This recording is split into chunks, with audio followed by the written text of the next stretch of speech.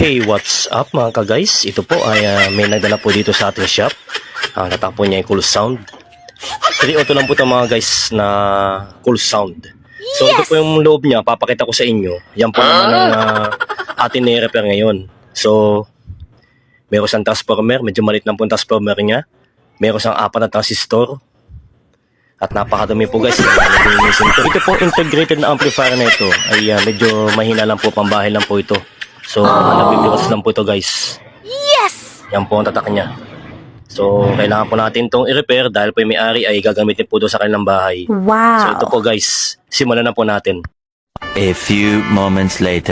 So, ito nga po guys, papatan po natin ang control. Ang sira po niya ay volume control po. So, yung potentiometer, papatan po yan. Pati po transistor niya ay bumigay po yung 2 piraso. So, kailangan po natin palitan to guys.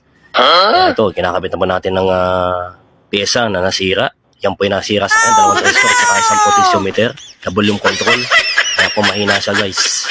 At wala pong tunog kabilang channel. So, yan po yung nasira at ito po guys, testing na po natin. A few moments later. So ito nga po, na-repair natin itong full sound na sa atin dito sa shop. Yan po laman ng full sound na ni-repair natin. Wow. Simple-simple lang po siya guys. At yan lang po laman loob niya. So hanggang dito na lang po. Yan po ginamit natin. Ang 2 pambidhay po natin na D12. Maraming salamat guys sa pagsubaybay sa mga video.